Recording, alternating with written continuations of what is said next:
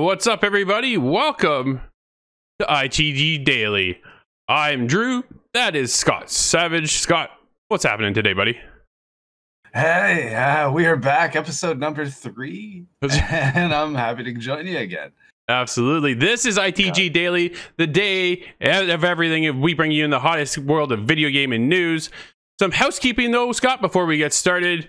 We have Immortals Phoenix Rising Myths of the Eastern Realm review live right now, so go check that out. And of course, you can always be a part of the show. All you have to do is join us in chat while we're live or hit us up on Discord. How do you do that? Well, you head to insidethegame.ca, where there you can find all of our social links.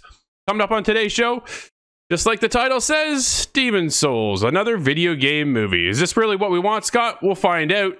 Amazon starts up a new studio and more. Scott, let's get started with Demon Souls. PlayStation exclusive Demon Souls is reportedly getting a movie. According to a new report by Giant Freak Robot, none other than From Software's cherished Demon Souls is being considered for live action. We already know that Sony has already greenlit adaptations of the very popular Uncharted and The Last of Us series, but do we need a Dark Souls movie? Rumors have been speculated about what's happening with The Last of Us. Their series is actually going to be taking place with the first game. That's covering the first game. Uncharted movie is coming around. Tom Holland, I've heard a couple things about that, and I'm not too sure how that's going to go. Scott, we've seen movies be adaptative from video games. They've come over, they've crossed over, they haven't really fared that well. You just mentioned Monster Hunter as well. Have you seen Monster Hunter, Scott? I personally have not, but it is on my list. I'm watching that one soon because I'm a Monster Hunter fan, and I'm excited to see what they do and how they handle that in the live action space. I think it's always a little risky when you get into the video game to movie business, but sometimes they do pay off, although I am a fan of the Doom movie as well, which some do not regard that as a good movie, but I certainly enjoyed it. So let's hope that out of this Demon Souls news, something comes out for somebody. It might not be the perfect movie, but hopefully it's out there for the fans. And Demon Souls being back in the news all over again is kind of strange to me, because we're going back 2 generations now. That the game has aged through and has obviously been picked up again for the remaster. I think that's really cool. So this is Sony just grappling and making new things out of their existing IPs. I think that's really smart. Yeah, I don't think it's a bad thing at all, actually, to hold on to your old IP. A lot of people have fond memories. We often go back to game relics on the show and talk about the games we loved back in the day and would love to see kind of brought into the new generation. But to see a game switched over to a movie, man, it's just, I haven't seen one that works. That's the biggest problem. I don't know if they can pull this off. There isn't really a lot of dialogue within the game itself, from what I can understand. I'm obviously not a Demon Souls or a Dark Souls guy. I don't like getting my butt handed to me time and time again. I have other things to do during the day. So for me, it's just not all that doesn't hit home, right? But Nerdcast makes a good point. Sonic was a movie that worked. That actually I saw that movie and I enjoyed it. I had a good time. It was a fun, corny role. Jim Carrey, I think, did really well as well in the movie. So I thought it was good. But at the same time, most movies just don't work when it comes to the world of video games. Leave the games alone. Let them stand on their own. When you play a video game, Scott, you're playing a game for hours on end, and then you try to wrap up a 50, 60 hour game into an hour and a half, 2 hour movie. That's hard to do. Yeah, there's definitely a lot that gets lost in translation. I'm looking forward hesitantly to the Last of Us series. I think that has the potential to be really cool. Even if it does diverge a little bit from what the video games have produced, I think it still could create something really interesting. But fingers crossed. I'm waiting for that Tomb Raider movie. I hope that one works out. Okay, so the last one for Tomb Raider, actually, I didn't mind. It's funny, we're talking, this is a video game show, but we're talking about movies now. But it does have the crossover tie-in. But yeah, it does, you know, I don't mind some of the Tomb Raider movies. Obviously, Angelina Jolie started it. They were the very first Tomb Raider. And yeah, that was hit or miss depending on who you speak with. But it's just, it's hard to have that crossover. That's the biggest thing. And crossing over into the world of Montreal, Amazon is opening up a new studio. Amazon is opening a new studio in Montreal led by the Rainbow Six Siege developers. This is Amazon's 4th title. Northern Nerdcast hit us up in Discord, and he asks, thoughts on Amazon opening first-party studio led by the team over at Rainbow Six Siege? Well, let's break into this story. The company on Tuesday announced that new studios, Montreal-based team, which will create original AAA games with an initial focus on a new online multiplayer title. The studio will be led by industry veterans who have worked on Ubisoft Tom Clancy's series, the Rainbow Six series. Amazon Montreal studio is the 4th studio to be launched, with 3 other locations based in Seattle, San Diego, and Orange County. Building upon 8 years of experience with Siege, we are excited to start with a blank page and the creative freedom to create completely unique experience in the multiplayer space. Scott, we've seen this before, man, and we've seen the games come from Amazon. You and I dove heavily into Crucible. That's what you see right now on screen. We really kind of thought that would be up to something, and they just let it die, dude. They let it die. What happened? That was so unfortunate. Yeah, I'm not sure if we fully understand the issue that happened with that studio, that development. It was something that looked so promising, but perhaps was missing some expertise. Some of the people that have been involved in similar MOBA type projects could have been involved, and maybe that would have saved that project. At least that's what I'm thinking, because if you're taking a team from Ubisoft now that's worked on something like Siege, man, that's definitely holding that expertise above all else to go into another online foray. I think that's an interesting idea, but hopefully something will be produced of value here with the team on it. 8 years of experience with Siege is a lot of experience to pull from. I can't believe it's been 8 years already, actually. And just to see that team on their own in a creative space, I hope they produce something really cool that's not withheld, not pigeonholed into our world. It doesn't have to have the M16 with the perfect model of an M16, you know, just throw all that away. Just give me something creative. But I could be really excited about this one if it's a shooter from the likes of these guys. Well, you think they're going to kind of touch back on Crucible? Because you and I, that's what I said, you and I played it. We had Agent Howell in there with us, and we were really going to, every day we're jumping into this thing. We were streaming it on Twitch here for a long time. And then it just, we kind of hit a point where like, well, what else? What else is there, right? So I wonder, I think they say original. Everybody comes out saying original AAA titles. It's just a catchy buzzword to say. Whether or not that'll happen, we'll have to wait and find out. But they're like, we've seen Crucible die. They've talked about New World. This is their like MMO take on the industry of bringing into their own games. So we'll see what Amazon has up their sleeve. Montreal studio. Big promise coming out of the Rainbow Six team, right? So we can hopefully have a solid shooter. Will it be as tactical as Rainbow Six, you think? Or going to be a little bit more lighthearted like Crucible? Ooh, I think lighthearted, because it'll be a different experience than what they're currently engaged in.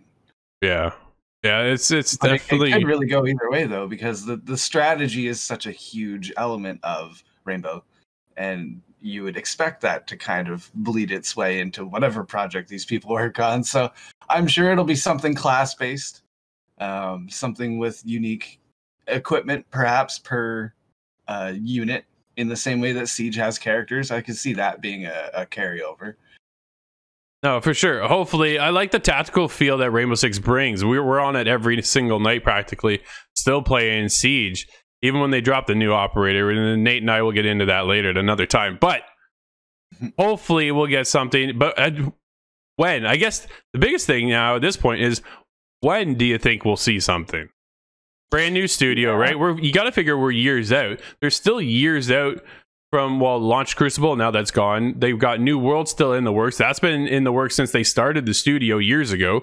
So when do you think we're going to see anything? A teaser, a trailer, a logo, anything at all? Oh, I still think we're at least 2 solid years out. I'm not really sure, you know, in the environment, the new consoles, the generation that we're in, how long it really takes to put together a high quality game. But yeah, I can imagine if they're in the conceptual stages, it's going to be quite a while yet before we see anything really cemented come out. What we have seen cemented as of late is actual Genshin Impact on mobile. Scott has broke over $1 billion in revenue within 6 months. 6 months. Yeah. That's a lot of zeros. This is huge. That's according to research company Sensor Tower, which says that this is the shortest period of time that a game on the App Store or Google Play Store has hit $1 billion in revenue. Niantic's Pokemon Go took 9 months to reach this milestone, while it took Lineage from NCSoft 10 months. And of course, you saw PUBG mobile on there. That took 16 months. Oh, wow. Now, PUBG is one that I would have likened to what I expected Genshin to achieve, because it's very popular in the East. Right. So I can see that kind of leading to a big push for Genshin. It's largely an Eastern community that picks it up. I could see that being really big on the mobile market. That's the place in the world where there's just everybody's mobile gaming. It's just huge over there. For sure. So I can absolutely see how they would hit $1 billion, but in the time frame that they did is still staggering, because almost everybody on the West with a phone jumped headlong into Pokemon Go, and look at how long that took. You're telling me they beat those records in 6 months? Like that 6 months. That's staggering. It's absolutely huge numbers. It's a huge milestone, right? To achieve $1 billion in revenue within 6 months. Now, I never got into Genshin Impact. You actually dabbled in it on the console. How was that? Yeah, I jumped in on PC just to try and take a look. A bunch of my friends are into this game. I thought maybe this might be the MMO, the one that we return to. This might be the time for me to get into it. But I jumped in and I was just a little turned away by some of the random roll aspects, the loot kind of systems. It's not quite exactly my kind of game, but I was impressed with what I saw. It was, for lack of a better word, a very almost anime style experience, but with the resolution turned up. So that's nice. A nice medium. I was interested. But there's just so much in that game and to every update that comes out. It's just going to require too much of my time if I try and keep up with it. Is there like I say pay to win, but it's not really that PvP scenario, right? It's PvE. But there's a huge paywall behind the game from what I understand as well. Yeah, I don't fully understand the situation entirely, but there is some form of paying for a loot box kind of item. Right. So you have a random roll chance of getting a legendary or higher, and that leads people to inevitably spend lots of money on these boxes just to see what they can get, and hopefully, spec out a character for the long run. But the funny thing about the game is then 2 weeks or a month goes by, they just add another character to your roster, and now you're doing the same thing with that guy. You have to find the right weapons, equipment, level them up, and keep yourself in that grind. And I guess a lot of people see the shortcut, just maybe I'll put $5 or $10 into it. Yeah. But that times a lot of people. Yeah. $1 billion adds up pretty quickly, I guess. Yeah, no, absolutely. Adds up to a lot of money. And what's not making a lot of money right now actually is GameStop. GameStop is still going, Scott, but for the 3 months ended in January 30th, GameStop posted net sales down 3%. to 2.12 billion, but net income nearly quadrupled to 80.5 million over the same span. However, the retailer dealt the numerous temporary regional closures due to the pandemic for the last 11 to 12 months, obviously, and that has its impact on financial sales. The fact that they're still going, I think, Scott, kind of almost blows me away at this point. You know what I mean? I didn't know. I kind of thought they'd be out by now. Everybody's transitioning over into digital. We do a lot of digital. All we deal with is codes, right? So we're constantly downloading stuff, but I'm never really going out to physically buy anything. I was talking with Steve. Everybody knows our good old Steve from jolly old England, and he bought the headset for Xbox, the latest headset. Should be coming up on review, Steve, right? And well, he didn't buy that through EB Games. That's over here in Canada. But I was talking to our buddy Kyle, who did purchase something, purchased the headset, and bought it through EB Games. So because there's so many multiple ways of buying stuff nowadays, whether it's games, peripherals, everything out there, and the less requirement to actually go to a physical store, the fact that they're still able to stay alive with a brick and mortar scenario, and especially over the pandemic, still kind of blows me away that they still exist. Yes, certainly. The trends are kind of about to leave them behind, potentially, just with the way everything is going digital. I think that's almost becoming the standard route of acquiring things is digital. And all these companies, Microsoft, PlayStation, they have done so much advertising directly to their consumers instead of going through a retailer. I don't see the Best Buy, GameStop ads to get a new controller or anything like that. I don't see any of those ads anymore. I just see the little square Microsoft, here's our new releases. And that's the only form of advertising I see, which maybe if I was new into this space, I would just immediately go to buy directly from them. Why would I need EB or others similar in the space? I'll always have a little bit of holdout for the brick and mortar scenario. I still have my Blockbuster T-shirt in the closet somewhere. Being from the last generation of employees in that place, I watched it descend down a rocky cavern, and it didn't make it back out. I've seen EB do a little bit. EB for us, GameStop in America, but I've seen them do floor restructuring. They change their display models. They at least do something to kind of freshen the store up. And I think that's largely explaining why they're still around. They're a little more involved. Blockbuster kind of left everything as it was for at least 10 years. And it just... This is a demise. They did not progress past those 10 years. They just needed, had they have, changed the paint on the walls or switched out the curtains, maybe that would have inspired more of a growth with the times, but it just didn't happen. I hope that GameStop and EB, I hope they stick around.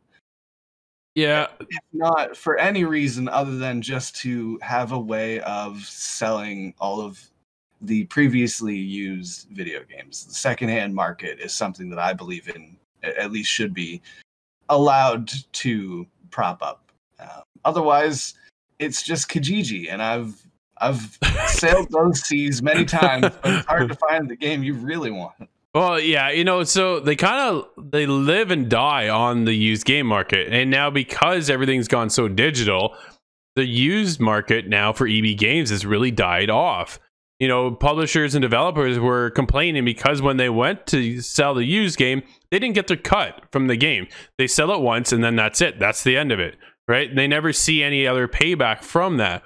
Then that's why you saw the rise of, you get loot boxes or you get season passes and you get all this transitioning over into online. And basically what we have now from a regular gaming network, right? So the used market started to die off because the developers and publishers didn't want to deal with it anymore and just wanted to kind of go more focused on digital. So when you go to PlayStation, when you go to Xbox, you just bounce into the store. and you can get everything right then and there, and you can get it instantly too. It's no longer you have to wait. You can pre-order right now online, so it's all right there.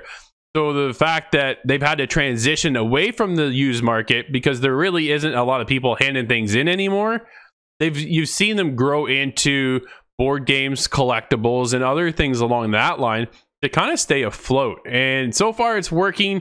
How much longer? I don't know. They're going to see obviously the growth because we just launched the Xbox Series X and S. They just launched the PlayStation 5. You can't find them anywhere. Even when you go on to their website, that crashes instantly. And because of the pandemic, you can only order it online. You can't even go into the store. You know, there's so many factors right now. I find it really fascinating that GameStop is still going. EB Games here, like you said, in Canada for us, is still up and running and trying to function on a day-to-day basis. And I wonder what their long-term goal is. I'd love to have somebody on the show from EB Games just to kind of give us an idea of, you know, how are things really looking behind the curtains. I don't think anybody's ever going to answer that, but it's still an interesting little idea I would love to hear more about for sure. We see more of the floor space turning into toys, collectibles, and such. I think that's the right move for them because you have to say somewhat related to gaming. That's their whole bread and butter. It would be strange to diverge into movies or something. That would just be off. But they have decreasing displays of the previously used games. I hadn't quite realized that until you said, but you're correct. They are. That trend is also ending. People aren't handing things in anymore or for the resale, the retrade. It just isn't happening, and I was aware of that even as far back as, well, the birth of the Xbox One and the end of the 360. Sure. At that moment, I had definitely more 360 games than EB stocks. That's probably still true to this day. That's fair. Let's move on, Scott, to game announcements. Let's get going. PUBG moves into its 11th season. The newest season introduces a new map. The popular 3x3 map is set in the highlands of South America that features terrain changes throughout its battlegrounds. Survivors will drop into the 11th season on PC on March 31st and on consoles on April 8th. It still baffles me that it's not a day-and-day thing. Why are they so separated, Scott? Yeah, I wonder that myself. There must be some technical reason as to ironing out the bugs for the console or security reasons, perhaps, but it's beyond me. Oh, that's just, yeah, I still don't get it. And then Nate, our buddy Nate, brought us up on this one. Necromunda Hired Gun is something that's caught his eye because, well, it's money's good, dogs are loyal, and guns are reliable. Embark on an indie, fast-paced, violent, and thrilling first-person shooter set in the darkest reaches of Warhammer 40,000's most infamous Hive City. That's what Nate is all about. He loves that crap. So he's definitely huge into the Warhammer stuff. We've seen him play some co-op stuff. He's actually working on a couple reviews for that coming up later in the probably the next month or so that we have in the works. I think it's time to revisit Vermintide, actually. Nate, if you see this, I think it's about time. Warhammer 40k is specifically 40k. That's my favorite blend of Warhammer. Oh, for sure. Perfect World Entertainment also introduced Magic Legends Open Beta is around now as well. And there's also First Class Trouble, a brand new game launching on Steam Early Access April 8th. And Quantum League jumps out of early access for the full launch on April 15th. A couple quick deals of the day for you as well. We've got Half-Life Alyx. The 1-year anniversary is here. You can get that on March 31st for 40% off. Watch Dogs Legion is free to play. It's not worth checking out, actually, on March 25th to the 29th. That's on everything. Xbox, PlayStation, Epic Games Store, and of course the Ubisoft Store. Very cool. I saw the 40% off the Half-Life Alyx, and I had no idea that amount of time has passed already. It's a year old already. It's crazy to me. Yeah, I know. And I have fond memories, just the same as that. I have fond memories of Quantum League as well. We jumped into that for a review, and when it was in early beta access, and that game was awesome. Blew me away. And to see that they're adding anything to that is exciting for me because that's set to full launch on April 15th. And with my experience, I thought, well, that's crazy. What are they going to add to this game? Because it's so unique, and you can't just do the normal kind of shooter things to it. But they are adding new game modes, domination, and new maps. There's new abilities that are coming to each player to change the characters and kind of make them each more specific. So they have found, indeed, ways of dialing this game up even more. I'm going to have to check it out. Oh, it's definitely pretty cool. Scott, why don't you end things off? What games are coming out today? All right. Oh, we have... I'm going to go from what I'm least familiar with to what I'm most familiar with. I saw that. Okay, read this title off, because this one freaking blows me away. Now, this is one I'm not familiar with. I'm going to have to search up a little bit after this to figure out what this game is, because I have questions. But there is a release coming out today. That is March the 24th. There is Love Live School Idol Festival. After School YY Home Meeting. That's coming to PlayStation 4. How is that a title? Who titles their game like that? I hope it's a very anime game. Well, it's gotta be. I could see. I have ideas of what it could be, but I'm curious myself. Then, coming to the PC, the PS4, and the Xbox One, we have Paradise Lost. Now that one looks interesting. Again, I have questions. I've seen the teaser trailer, and that leaves me with a lot of questions. But this one looks interesting, and I like the art style of it. But the most recognizable, at least for myself, coming to the Switch, March 24th as well. That is today. You can now get Tales from the Borderlands on Switch. Yes! If you haven't played Tales from the Borderlands yet, this is a perfect match for the Switch. This game is fantastic. I loved every minute in the game. It's got that comic book art style, and it's just awesome. So well written, so well done, and what a twist for Borderlands. Freaking incredible. Now, before we go, everybody, I want to say thank you for hanging out with us today. We always love having everybody in the chat, hitting us up with questions. And of course, you can be a part of the show, either live on the show or in our Discord channel at ITG Daily, where we answer all your questions. Now, just before we go as well, we will be live on Friday covering the Xbox Idea Showcase at noon. So make sure you join us when we're back on Friday as well. Twice live on Friday. So double your pleasure for ITG. Until tomorrow, everybody, thank you for hanging out with us. We'll see you inside the game.